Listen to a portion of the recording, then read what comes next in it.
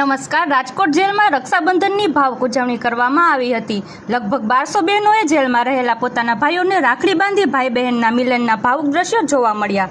સવારે 7 થી બપોરે 3 વાગ્યા સુધી રાખડી બાંધવાની વ્યવસ્થા કરાઈ હતી. બહેનો માટે આધાર કાર્ડ ફરજિયાત રાખવામાં આવ્યું હતું. જેલ તંત્ર દ્વારા મીઠાઈ સહિતની પૂરતી વ્યવસ્થા કરવામાં આવી હતી. વધુ સમાચાર માટે જોડાયેલા રહો. RP Gujarat news, Rajkot. મારું નામ લાભુબેન છે. બેન, ખાસ કરીને આજે રક્ષાબંધન છે, તમારા ભાઈને રાખડી બાંધવા આવ્યા છો જેલમાં, શું કહેશો?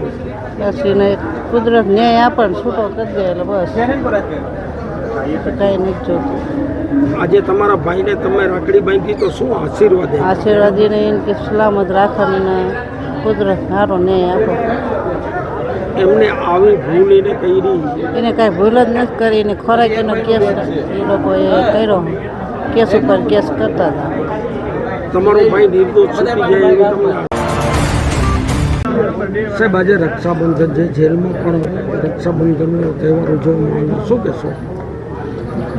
ભાઈ બહેનના પવિત્ર તહેવાર એવા રક્ષાબંધનના તહેવારની ઉજવણી આ રાજકોટ મધ્યસ્થ જેલ ખાતે કરવામાં આવી રહેલ છે. મધ્યસ્થ જેલના કેદી ભાઈઓને તેની સગી બહેનો રાખડી બાંધી શકે એના માટે બધી જ વ્યવસ્થા કરવામાં આવી છે. સામાન્ય રીતે જેલ સુધારણાના ભાગરૂપે સમાજમાં જે સામાજિક અને રાષ્ટ્રીય તહેવારોની ઉજવણી થતી હોય છે એ બધા જ તહેવારોની ઉજવણી એવા હેતુથી કરવામાં આવે છે કે કેદીનું એના ઘર સાથે, કુટુંબ સાથે, સમાજ સાથેનું એટેચમેન્ટ જળવાઈ રહે અને સારી રીતે અહીંથી છૂટે ત્યારે પુનઃસ્થાપન થઈ શકે.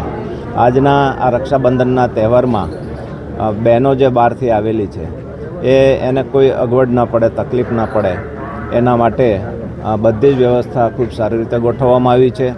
રજિસ્ટ્રેશનથી માંડી અને બેસવાની સગવડ, પીવાના પાણીની સગવડ અને કોઈ અવ્યવસ્થા ન થાય એના માટે બધી જ તકેદારી રાખવામાં આવી છે. બેન, શું છે તમારું?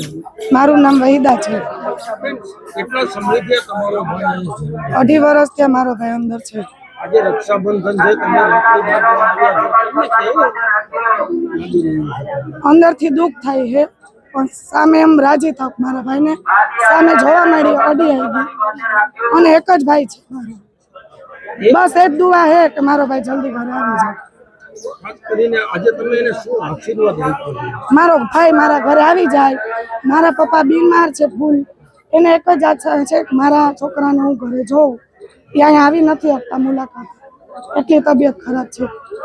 ખાસ કરીને તહેવાર મોહરમ તેથી દુઃખ થાય, કેમ કે એને મોહરમનું બહુ એ ન્યા જે એટલી કરે ત્યારે બહુ 10 દિવસ દુઃખ થાય કે મારો ભાઈ નથી, આજે મારો ભાઈ ન્યા જ નથી કરી શક્યો.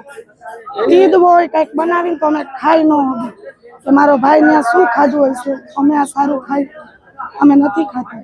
એની ભૂલનો એને અહેસાસ થાય. એ તો ફસાઈ ગયેલા હોય, કામ હોય તો હવે ઉપરવાળો જાણે, સમજા. એનો કોઈ વાંક ન હોય ને આવી ગયા હોય તો એનું શું કરવું? મેં એવી દુઆ કરી મારા ગરીબે નવાજને, મારા મોટા પીરને, મારા દાદા પીરને, બસ મારો ભાઈ નિર્દોષ છૂટીને આવી જાય ઘરે, ઓર હું મારા ભાઈના ઘરે રાખડી બાંધું.